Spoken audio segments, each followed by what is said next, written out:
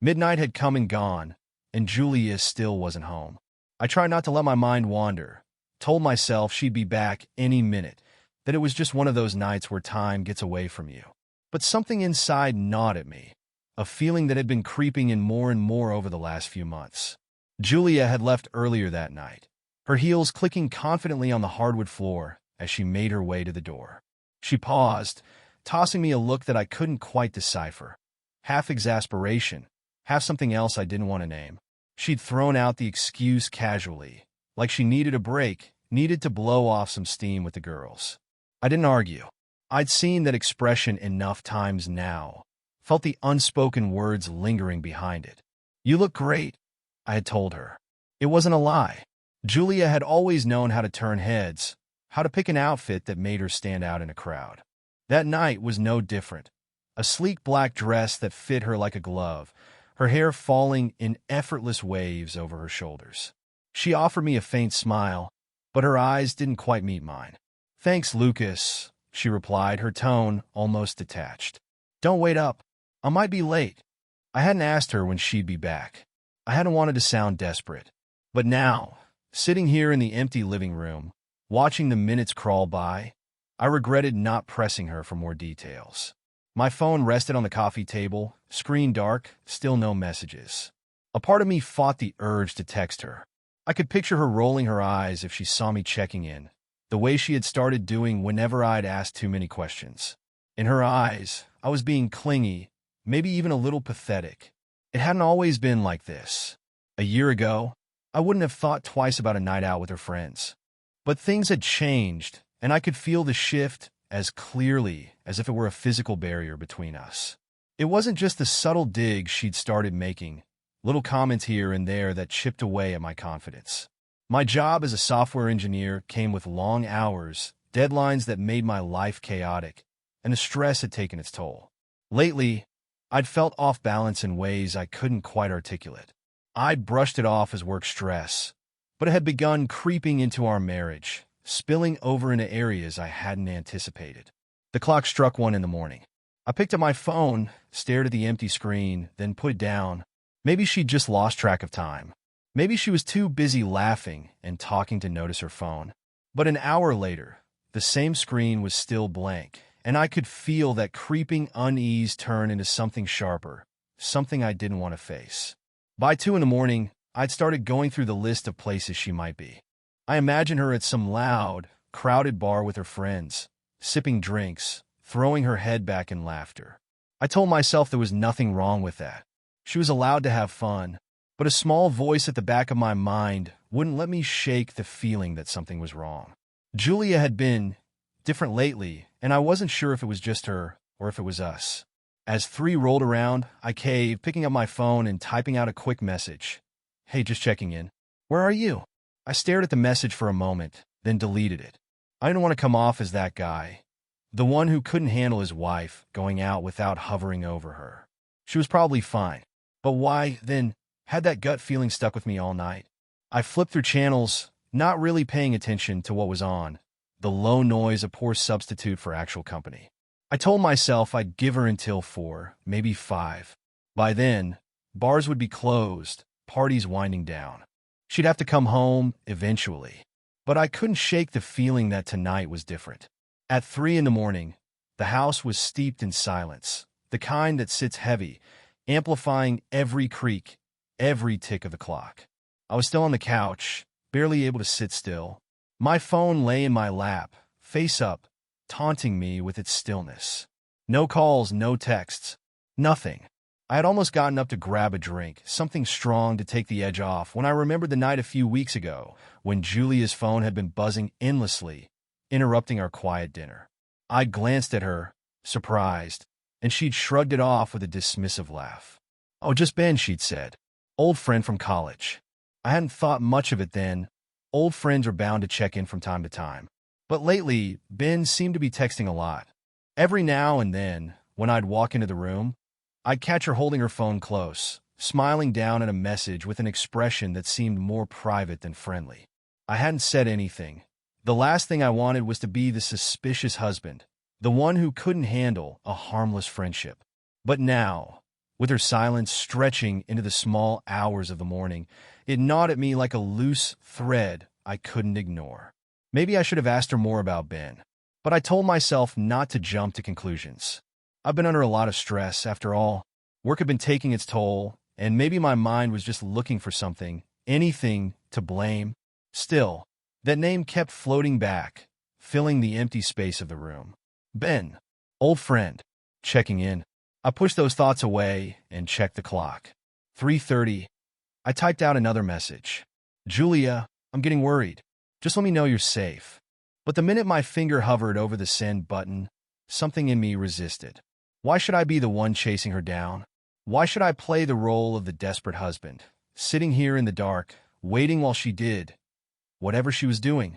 I set the phone down and took a breath, letting the silence settle in again. My mind began to fill with all the moments that had been building up to tonight. The small things I'd noticed but ignored, the brush-offs, the way she'd laughed off my questions, made me feel like I was overthinking. She'd always been good at turning the tables, at making me feel like the one who was wrong. I believed her, every time. But tonight something had shifted. As dawn finally crept through the windows, I heard the unmistakable sound of Julia's car pulling up outside. A brief moment of relief washed over me, only to be replaced by a surge of anger. I knew I could storm out there, confront her right in the driveway. But instead, I stayed rooted to the couch, letting the anger solidify into something colder, something I hadn't felt before: resolve. I didn't move when the front door opened, nor when her footsteps sounded softly across the floor. She paused in the hallway, and I could feel her hesitation. I knew she was looking for me, wondering if I'd stayed up, if I'd waited. I made her wait a beat longer, letting the silence hang between us like a thick fog. Finally, she appeared in the doorway, looking as disheveled as I'd expected. Her makeup was smudged, and her hair was a mess, her dress wrinkled from what must have been a long night. She looked at me, her eyes widening with a mix of surprise and guilt, though she tried to mask it quickly. "Lucas," she said, her voice soft, as if speaking too loudly might shatter whatever was left between us. "I didn't think you'd be up." She tried to sound casual, but the crack in her voice gave her away. I met her gaze, but I stayed silent. I wanted to hear what excuse she'd conjure, to watch her scramble for an explanation that might make me forget the hours I'd spent waiting. Her hands twisted together, and she took a step toward me. I should have texted," she began, almost stumbling over her words. "I didn't realize it was so late. It was just a night with the girls, you know? Tom just got away from me." I kept my expression blank, my silence intentional. She needed to feel it, the weight of her actions, the distance she'd put between us. I watched her swallow, her gaze darting around the room, anywhere but directly at me. "Lucas," she said again, this time a little more desperately, a hint of pleading in her tone. "Please just say something. Don't just sit there." I let her words hang in the air, then stood up slowly, making her take a step back. I looked her over, taking in every detail: the rumpled dress, the faint smell of perfume mingled with something else I couldn't quite place. I could see the look in her eyes shifting, her expression flickering with confusion, maybe a trace of fear. She wasn't used to this, to me being the one keeping my thoughts hidden. I took a breath, finally breaking the silence, but my voice was colder than I'd meant it to be. "You look like you had a good night," I said, each word laced with a calmness that felt foreign to me. I watched her flinch, the meaning behind my words hitting its mark. "It wasn't like that," she protested, her tone defensive. "It's just I was frustrated, Lucas. You don't understand. I needed to let off some steam. I'm dealing with things too, you know." But her words didn't move me. Not this time. Instead, I nodded, letting the silence answer her better than words ever could. She faltered, the cracks in her composure widening. I saw her struggle with the silence, try to figure out what I knew, or if I was just playing her game right back at her. "I'm going to bed," I said simply, walking past her without another glance. The next morning, the silence was as thick as fog. Julia moved around the house quietly, avoiding my eyes, her footsteps measured and careful, as if I were a fragile glass object that might shatter if she came too close. I stayed in the kitchen, sipping coffee that tasted bitterer than usual, every clink of the spoon against my mug feeling oddly sharp in the stillness. She kept glancing at me from across the room, probably expecting some kind of outburst, an accusation, or a plea. But I kept my focus on the cup, letting her linger in that uncertainty. It wasn't until she grabbed her purse, keys jangling as she headed to the door, that she paused, as if weighing whether to say something. "Are we going to talk about this?" she asked finally, her voice barely more than a whisper. I didn't look up. "About what?" The question hung in the air, heavier than anything else we'd left unsaid. She shifted, her fingers brushing a loose strand of hair behind her ear, a nervous gesture I'd seen 100 times. "About last night," she said, more forcefully. "You're acting like I did something wrong just by going out with my friends." I set down my mug, watching her carefully. Her eyes darted away, but I caught the way her fingers tightened on the strap of her purse, knuckles white. "Did you?" I asked, my tone calm. It wasn't an accusation, just a question, plain and simple. She rolled her eyes, an annoyed smile stretching her lips. "Lucas, don't be so dramatic. I told you I just needed some time with my friends. You know how hard things have been lately." "Yeah," I said, nodding slowly. "I know how hard things have been, but what I don't know is why you've been getting those late-night texts, or why you didn't come home until dawn. That doesn't exactly scream girls' night to me, Julia." Her face tightened, an instant defensive shift, like she was prepared for this, armed with some response she'd been rehearsing. "Are you serious? You're going to make a thing out of some text messages?" she retorted, her voice edged with irritation. "Ben is an old friend, Lucas. He's someone I can actually talk to, someone who listens without making me feel like I'm not good enough." I held her gaze, feeling something inside me begin to harden. There was the twist of words that placed the blame squarely on me. I reached for my phone, and without a word, scrolled to the call history. Last night, I'd been desperate enough to search for any answer, anything to make sense of the night. And the proof was right there, a series of calls to a number that didn't belong to any friend of mine. "Ben," I repeated, holding up the screen so she could see the string of calls she hadn't expected me to find. "Funny how your old friend happens to be someone you only call at odd hours, when I'm not around." Her face paled for a split second, but she masked it quickly, her eyes narrowing. "Are you seriously spying on me now?" she asked, her tone harsh. "I can't believe you would go that far. Lucas, I thought we had trust, even if things aren't perfect." "Don't turn this around," I said, my voice barely above a whisper, but filled with something dark and cold that even surprised me. "I stayed up all night wondering where you were, waiting for a single text to let me know you were safe, and you didn't even have the courtesy to answer. And now, you're trying to make me feel guilty for wanting to know why." She laughed, a sharp, humorless sound. "Oh, I see. So, this is about you, isn't it? It's always about you. You think you're the only one who's been dealing with stress, with everything that's been wrong in this marriage." I took a step forward, feeling my patience fray. "Julia, if there's something wrong with our marriage, then why didn't you talk to me about it instead of sneaking around and calling some random guy in the middle of the night?" "Maybe because I needed someone who actually listens," she shot back, her voice rising. "Have you even stopped to consider what it's been like for me? I'm expected to just sit here and wait while you bury yourself in work and then act like I'm the problem." I felt something in me snap.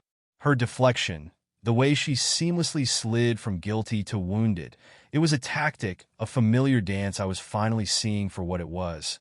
She wasn't even denying it, just twisting things around, making me doubt what I knew, making me feel like the bad guy for asking. I took a step back, letting out a breath I didn't realize I'd been holding. "I'm done," I said, my voice steady final. "I'm done playing these games with you, Julia. If there's any truth to what you're saying, then tell me right now.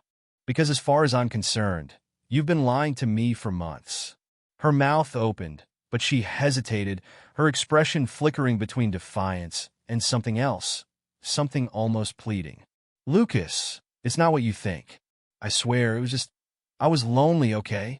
I needed someone to talk to, someone who didn't make me feel like I was invisible." She took a step toward me, her hand reaching out, but I held up mine, stopping her. "Save it," I muttered. "If I'm so invisible to you, then maybe you should ask yourself why you're even here. Her face fell, and for a moment, just a moment, I thought I saw a genuine regret, a crack in the armor she'd built so carefully. But she quickly masked it, pulling her purse strapped tighter over her shoulder. "I don't know what's happened to you, Lucas," she said, her voice flat, cold. "Maybe it's the stress, maybe it's whatever you're going through. But I'm not the villain here. I've been trying to make this work. I've been here, putting in the effort, and all you've done is shut me out." Without waiting for me to respond, she turned and walked out, the front door closing with a soft, final click that seemed to echo through the house. It was later that same week, just as I was starting to think I'd exhausted every ounce of patience, every last suspicion I could squeeze out of my mind. Julia and I were barely speaking, each exchange clipped and formal, like strangers forced into a space neither wanted to inhabit. She'd returned the day after our confrontation, moving about the house as though nothing had happened, like I hadn't questioned every shred of trust left between us. And yet, that look in her eyes, that momentary flicker of guilt, had left me raw, scraping at the edge of my patience. I was in the middle of sorting through old work emails on my laptop when my phone rang. The number was unfamiliar, local, but not one I recognized. For a moment, I considered ignoring it, but some instinct had me pressing accept before I'd even thought it through. "Lucas." The voice on the other end was hesitant, as though the caller was unsure if they'd reached the right person. "Yes, this is Lucas." My tone was cautious, wondering who could be calling me at this hour. There was a slight pause before he spoke again, his voice taking on a kind of calm that seemed rehearsed, as if he'd run this conversation over in his head a dozen times before dialing. "My name is Nathan. I know this might seem strange, but I think you should know. I've been seeing Julia." The words hung in the air, pressing down on me with the weight of something terrible, something final. My grip on the phone tightened as my mind scrambled to process what he'd just said, that small string of words that shattered any last defense I'd built around myself. "You've been seeing Julia?" I repeated, as if clarifying it would somehow make it less real. "Yes," he said, his voice steady, each syllable deliberate. "I met her a few months ago at a work event. She didn't tell me she was married. Not until recently. I'm really sorry." I stayed silent, my mind racing. A few months? That meant this had been going on long before last night. Long before I'd even started noticing the late-night calls, the subtle shifts in her behavior. All those little doubts I'd brushed aside, the instincts I'd forced down, every single one of them came rushing back, hitting me with the kind of clarity only hindsight brings. "Why are you telling me this now?" I asked, keeping my voice as steady as I could. "Why not just walk away?" Nathan let out a slow breath. "Because I didn't know Lucas. I didn't know she was with someone. When she finally told me, I don't know, I felt like you deserved to know. I would have wanted to know if I were in your place." The honesty in his voice caught me off guard, forcing me to confront a truth I'd been trying to avoid. Julia hadn't just lied to me. She'd lied to him, too, kept him in the dark, just another piece in a twisted game only she seemed to understand. "So you ended things with her?" I asked, needing to know, needing to hear it. "Yes," he replied firmly. "The moment I found out, I don't want to be a part of this. I am sorry, Lucas. Really." I took a breath, nodding even though he couldn't see me. There was nothing else to say, no satisfaction to be gained from anger or blame. I thanked him, though I wasn't even sure why, and ended the call, letting the silence settle back around me. For a moment, I just sat there, staring at nothing in particular, letting the weight of it sink in. I had suspected, of course. I'd known deep down that something was wrong. But hearing it from Nathan, hearing it so plainly, had stripped away any chance for denial. There was no salvaging the situation, no plausible excuses left for Julia to hide behind. The front door creaked open a few moments later, and there she was, back from her errands, her phone clutched in her hand, her expression unreadable. She stopped in the doorway, sensing something off in the air, that same uncanny instinct that had drawn her to my silence a few nights earlier. "Lucas? Is something wrong?" I stared at her, the anger simmering just beneath the surface, barely contained. I could still hear Nathan's voice, calm and remorseful, echoing in my mind, repeating the words that had confirmed every one of my fears. "Who's Nathan?" I asked, watching her face closely, searching for the slightest crack, the smallest sign of recognition. Her eyes widened for a split second, barely a flicker, but it was enough. "What? I don't. What are you talking about?" she stammered, her voice a little too high, a little too practiced. I took a step closer, meeting her gaze. "Nathan called me. He told me everything, Julia. You've been seeing him for months, lying to both of us this whole time. So go ahead, explain yourself." She looked away, her jaw clenched, the practiced confidence slipping from her face, replaced by something darker, something resentful. She knew she was caught, knew there was no talking her way out this time. It's not what you think, Lucas," she muttered, her voice barely above a whisper. "Not what I think." I laughed, a short, bitter sound that even surprised me. "So Nathan is just some old friend too, right? Someone you call in the middle of the night, the way you used to call me?" Julia's eyes flashed with anger, her mouth tightening into a thin line. "I had no choice, Lucas. You left me no choice.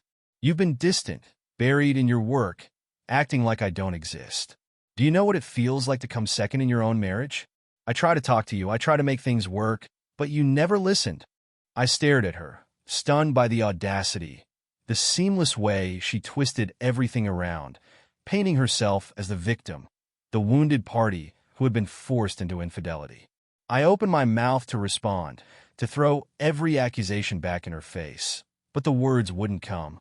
I could only stand there, watching her unravel, realizing just how deep her deception ran. "Don't you dare put this on me, Julia," I said finally, my voice cold and steady. "Don't you dare stand there and act like I'm the one who made you lie, who made you cheat. You had every chance to tell me the truth, to work through this with me, and instead you went behind my back." She took a step back, crossing her arms, her face hardening. "Well, maybe if you hadn't been so wrapped up in yourself, I wouldn't have needed someone else to make me feel wanted," she shot back, her tone defiant, as if she believed her own lie, as if she could rewrite everything to absolve herself.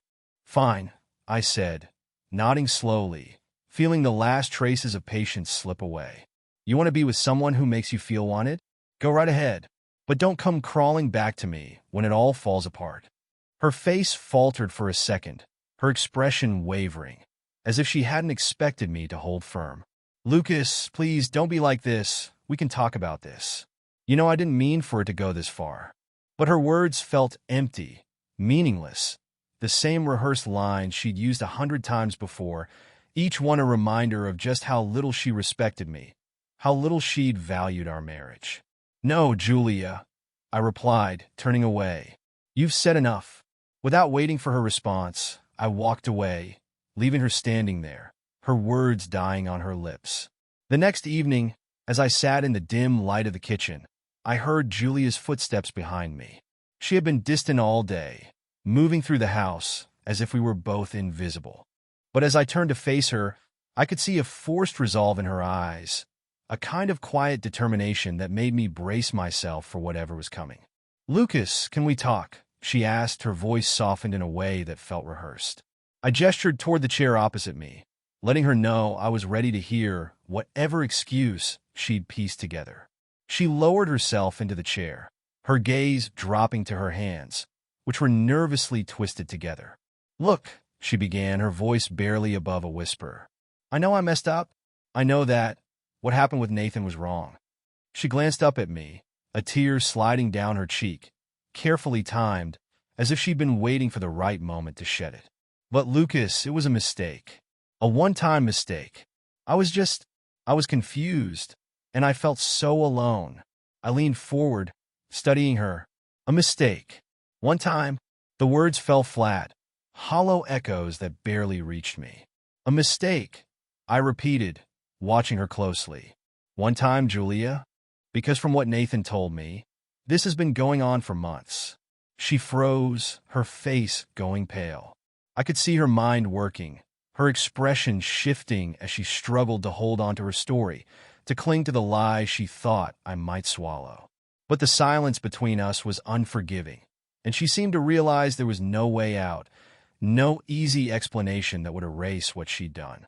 Finally, she took a shaky breath, her hands trembling in her lap. "Fine," she whispered, her voice barely audible. "It wasn't just once. It's been 6 months." I nodded slowly, feeling the weight of those words settle over me. Each syllable another piece of the truth I'd suspected, but hadn't wanted to believe. 6 months, half a year of lies, of secrets whispered in the dark, of excuses and deflections. I'd given her every chance to come clean, every opportunity to be honest. And yet here she was clinging to whatever scraps of dignity she thought might still be salvageable. "So, 6 months," I said, my voice calm, detached. "And now you want me to believe that this was just a mistake? That you were confused? That you didn't know what you were doing every single time you snuck out? Every time you answered his calls in the middle of the night?" Her expression hardened, a spark of anger flaring up behind her tear-streaked face. "You don't understand, Lucas," she snapped, her voice sharp, defensive. "I didn't want this to happen. I didn't want to feel like this, but what choice did I have? You're never here, never paying attention to me, always buried in your work or lost in your own head." I took a steadying breath, feeling the anger I'd been holding back finally rise to the surface. "You think this is about me?" I asked, my voice laced with disbelief. "You think that because I've been focused on my job, on trying to support us, that it justifies everything you've done?" She looked away, her jaw set, her arms folded across her chest in a defensive stance. "You don't know what it's like," she said bitterly. "To feel invisible, to feel like the person you married doesn't even see you anymore. I tried to reach you, Lucas, but you shut me out. I had to find comfort somewhere else." "You had to," I repeated, unable to hide the anger now creeping into my voice. "Julia, I've been here. I've tried every single day to keep this marriage going, even when you started drifting away. And now you're going to stand there and blame me because you decided to look elsewhere?" She let out a harsh, bitter laugh, wiping the tears from her face with a defiant glare. "Of course you'd see it that way," she sneered. "You've always been so good at playing the victim, Lucas. The poor, overworked husband who's just trying his best. But you're not as perfect as you like to think." The words stung, but I let them hang in the air, refusing to let her draw me into the argument she was hoping for. I could see it now, the way she twisted her actions into a story where she was the one who'd been wronged, where she was simply reacting to the neglect I'd apparently heaped on her. "I'm done," I said, standing up slowly, letting my voice carry the finality I felt. "I'm done trying to understand whatever story you're trying to sell me. 6 months, Julia.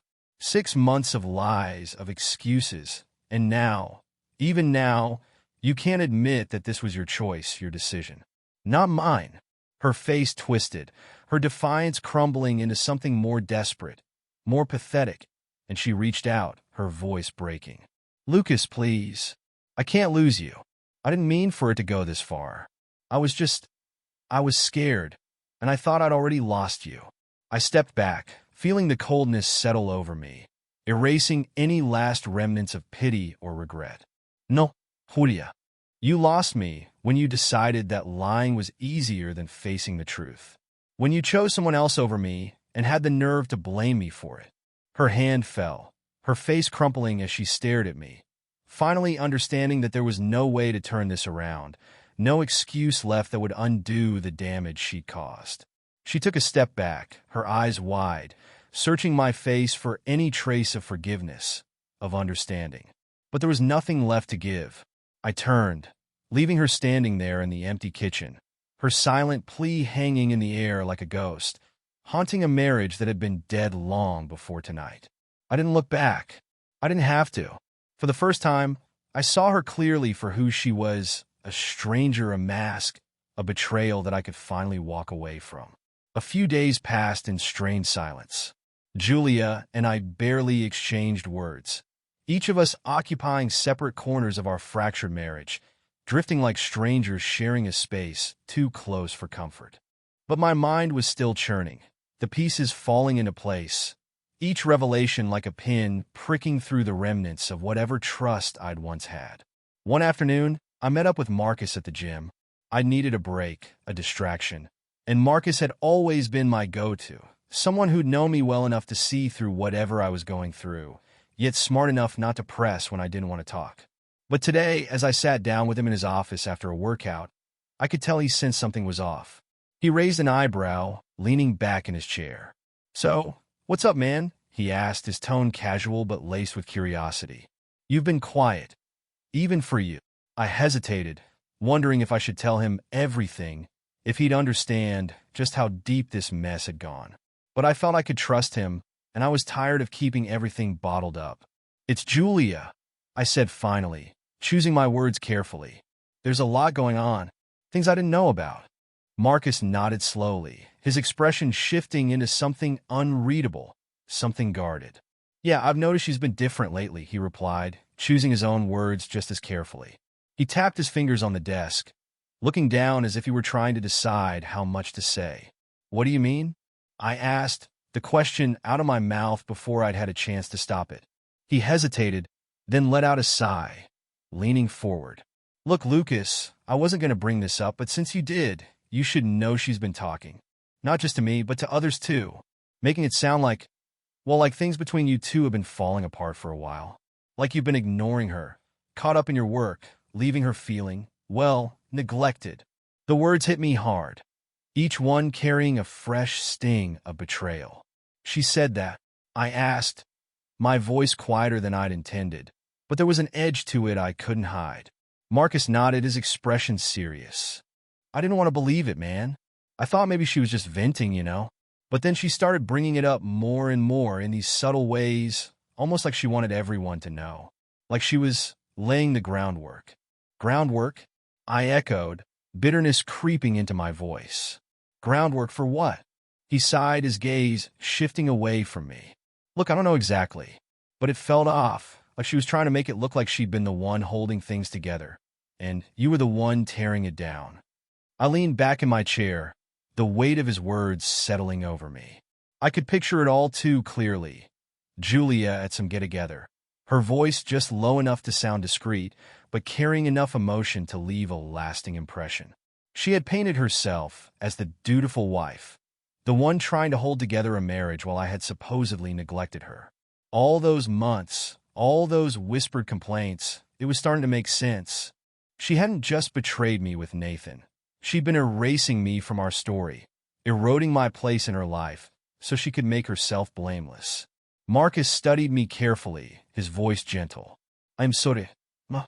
I wanted to give her the benefit of the doubt, but I figured you deserved to know. You need to watch out for yourself. I nodded, his words burning in the back of my mind. "Thanks for telling me," I said, though it felt like a hollow thing to say. "It's good to know where I stand." He gave me a sympathetic look, then clapped a hand on my shoulder. "You know where I am if you need anything, okay? Don't let this eat you up. Just take care of yourself." I left the gym feeling like I was carrying the weight of a secret too heavy to keep to myself any longer. I knew Julia's game now. She hadn't just betrayed me in our marriage. She'd turned our friends, our community, into unwitting allies, setting up her own narrative long before any of this came to light. When I got home, I made a decision. I couldn't let her rewrite history, couldn't let her leave me looking like the careless, distracted husband in everyone's eyes. So I did the one thing I could to protect myself. I began to gather evidence. It started with small things. I left my phone nearby whenever she spoke, letting it record our conversations so I'd have proof of her manipulation, her version of events. I went through old messages, saving the ones that hinted at her dissatisfaction, her complaints, the threads of a story she'd been spinning. She didn't notice at first, didn't see the subtle way I'd started documenting every word, every moment, keeping it all in a file that might become my last line of defense. That evening, as we sat at opposite ends of the living room in silence, Julia glanced up, her expression shifting into something tentative, almost remorseful. "Lucas," she began, her tone softer than I'd heard in weeks. "I know things have been tense, but I want you to understand that I never meant for any of this to happen. I was just lost." I looked up, meeting her gaze with the calm I'd started to cultivate, the resolve I knew I needed to keep. "Lost," I repeated, testing the word, letting it echo in the silence. Funny how that word seems to mean whatever you need it to. She frowned, her eyes narrowing. You don't understand, Lucas. You think everything is black and white, but it's not. People make mistakes. And some people repeat those mistakes, I said coldly, watching as the veneer of her patience started to crack. Don't act so perfect, she shot back, her voice rising, a defensive anger sparking in her eyes. You're not as innocent as you think. You buried yourself in your work. Made me feel like I didn't even exist. What did you expect, Lucas? That I'd just sit here and be invisible? I held her gaze, the anger rising in me just as sharply. You want to talk about invisible? I asked, my voice low but firm. You made me invisible the moment you decided to rewrite our lives, to turn everyone against me just so you could play the role of the wounded wife. She stared at me, her mouth open, searching for something to say, some retort that would bring me back into her control. But this time, I saw it all too clearly. The Julia I'd known was gone, replaced by this stranger who wore her face but spoke in twisted half-truths. Every word another thread in a web I was no longer willing to get caught in. I leaned back, my voice colder than I'd ever meant it to be. You don't have to explain yourself anymore, Julia. I've heard enough. She flinched, her eyes widening with something that looked almost like fear. But she didn't respond, didn't fight back. Instead, she turned away, retreating into silence once again. As I watched her go, I felt something in me shift, something that made me realize there was no coming back from this. She'd woven her own story, her own twisted version of our lives, and I would no longer be a part of it. It was the day after my talk with Marcus, and Julia had been unusually quiet, her footsteps soft and deliberate, almost calculated. She moved around the house with a kind of contained energy that made it feel like she was preparing for something. There was an odd chill to her behavior, a silence that felt charged, like the calm before a storm. Around midday, my phone buzzed with an email notification, the sender's name flashing up in bold, Julia. For a moment, I hesitated, wondering what she could possibly need to email me about when we were under the same roof. But something told me to open it, that whatever it was, this was not a message she'd wanted to deliver in person. The subject line was blunt, almost threatening. Let's settle this like adults. I opened the email, and there it was. Her entire new plan, spelled out in neat, precise sentences. She said she was prepared to go public with certain financial indiscretions she'd discovered. Specifically, she'd referenced a loan I'd given to Marcus months ago, a personal loan I'd never mentioned to her. According to Julia, this loan could be construed as me hiding money. As a form of financial deceit, she was prepared to exploit in court if I didn't cooperate. I felt the anger start to rise, slow and steady, as I reread her words. She was trying to frame a simple, harmless loan to a friend as something devious, something that made me look secretive and dishonest.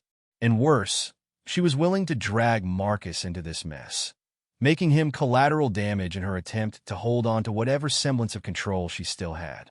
Without a second thought, I grabbed my phone and dialed the number of the lawyer I'd quietly hired a few days back.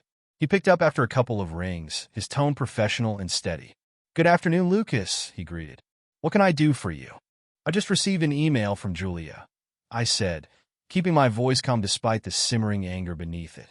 "She's threatening to use a personal loan I gave to a friend as evidence of some sort of financial deceit. She's saying she'll make this as difficult as possible if I don't give in." There was a pause on the other end of the line, then a slow, measured exhale. "Lucas, this is a common tactic," he said finally. "In cases like this, people often reach for anything they can use as leverage, hoping to intimidate the other side. This loan, it was a personal, informal agreement, correct?" "Yes," I replied. I didn't even think to mention it because it was just between Marcus and me. No strings attached, no expectations. Just me helping a friend. "Then you have nothing to worry about," he assured me, his tone confident. "She's grasping at straws here. In situations like this, the court is looking for substantial financial misconduct, money hidden in offshore accounts, concealed assets. This loan doesn't qualify. She's just trying to rattle you." I nodded, feeling a wave of relief. But there was a bitterness that lingered, a sense of betrayal that went far beyond the loan itself. I guess I just didn't expect her to go this far. I said quietly.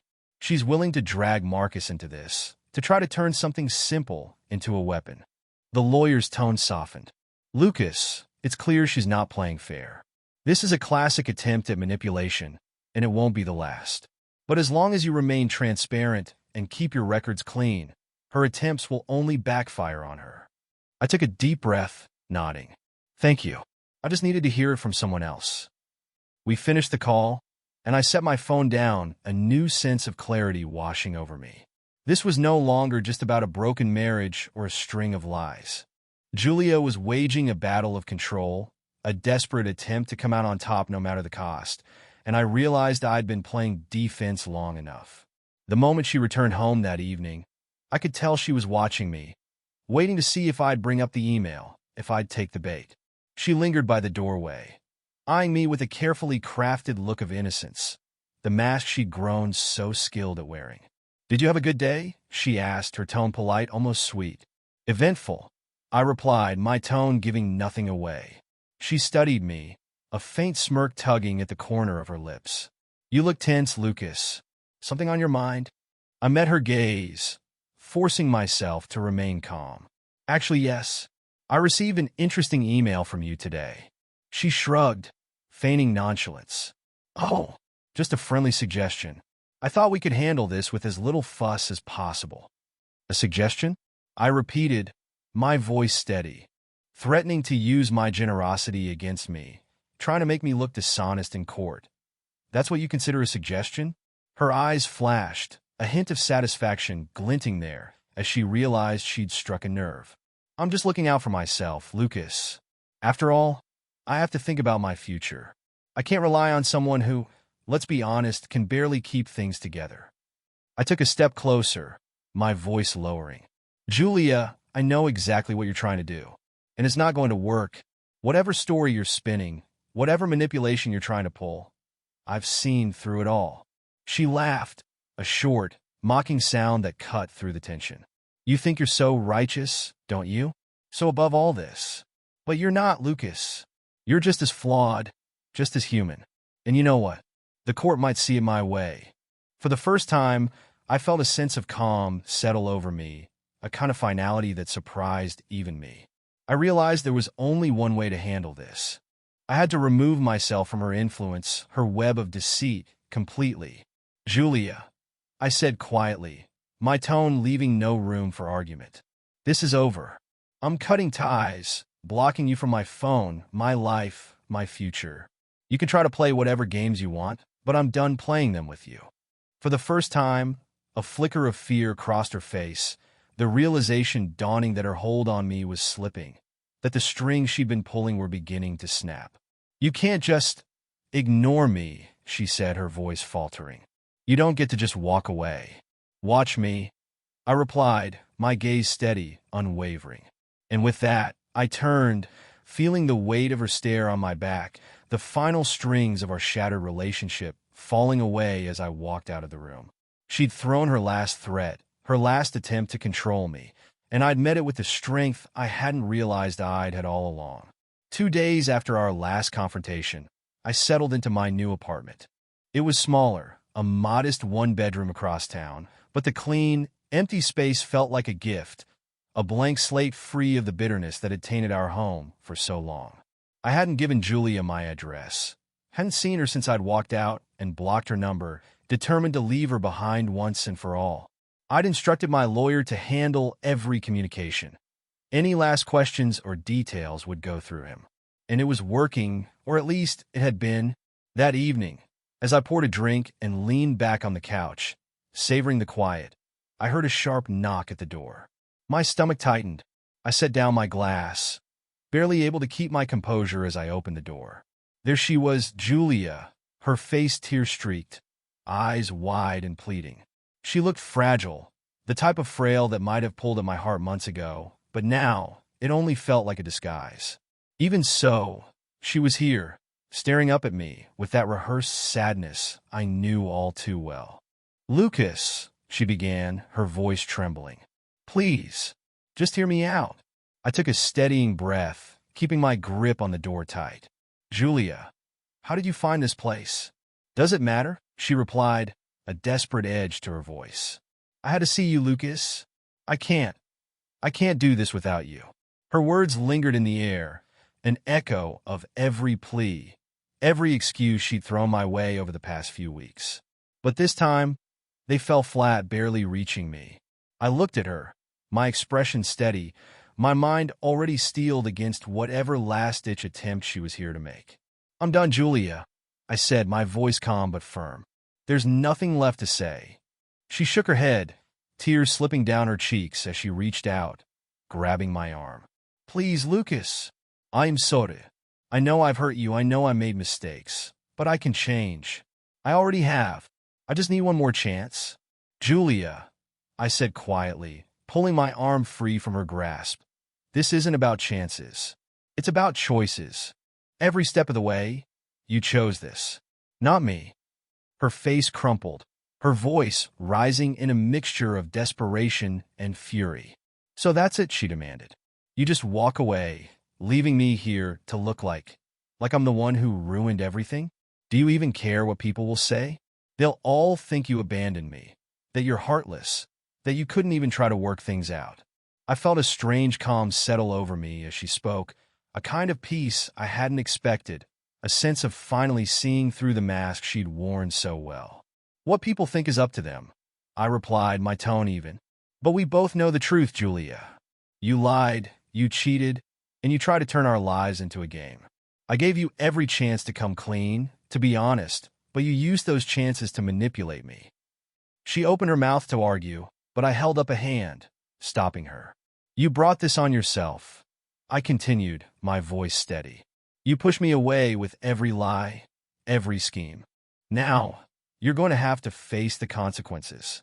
Her expression shifted, and for the first time, I saw a flash of anger beneath her sadness, a flicker of something cold, almost resentful. Fine, she spat, her voice hardening. But don't pretend you're so innocent, Lucas. You think you're perfect, don't you? The self-righteous husband who can do no wrong. But you're just as broken as I am. I met her gaze, unflinching. Maybe, I replied calmly. But I was here. I stayed, even when I knew something was wrong. And I never gave up on us until you forced me to. The silence that followed felt like a release, a kind of finality that wrapped around us, suffocating whatever last shred of hope she might have held. I could see it in her face, the realization sinking in that there was nothing left for her to cling to, that the story she'd spun was unraveling, slipping from her control. She looked away, her shoulders slumping as she took a shaky breath. You'll regret this, Lucas, she whispered, her voice low but venomous. One day, you'll see that I was the best thing that ever happened to you. And when you do, don't come crawling back. I held her gaze unfazed. I won't, I replied, my tone final. Without another word, she turned, her heels clicking sharply on the floor as she walked down the hallway, her figure shrinking with every step. I watched her go, each footfall another nail in the coffin of our marriage, another reminder that I was finally, truly free. The next day, we met in court. I stood there beside my lawyer, watching as Julia tried to weave the last threads of her story, her voice smooth, her demeanor composed. But every accusation, every attempt at twisting the truth, was met with evidence, with the documentation I'd gathered, the recordings, the texts, everything I'd prepared. My lawyer calmly dismantled each point, presenting a clear and unshakable narrative of the months of manipulation, the deceit, the betrayal. As the proceedings went on, I felt a strange calm settle over me. Julia's tactics, her attempts to sway the court in her favor, all fell apart under the weight of the truth. Her mask slipped, her desperation shining through as she realized she'd lost control. By the time the judge issued the final ruling, she was visibly shaken, her face pale, her eyes wide with the shock of a loss she hadn't anticipated. When it was over, I stepped outside, feeling the cool air wash over me, a sense of freedom I hadn't felt in years. Julia was behind me, her figure a shadow on the courthouse steps, but I didn't look back. There was nothing left to see, nothing left to hold me in place. I got in my car, the finality of it all sinking in as I drove away. I was free. The weight of her lies finally lifted, the toxicity of her manipulation left behind like the dust on the road. And as the city faded in my rearview mirror, a renewed sense of peace settled over me, a quiet promise of a future that, for the first time in months, felt entirely my own. Thank you for listening to this story. Subscribe to the channel, put a like under the video, and write a comment about how you like this story.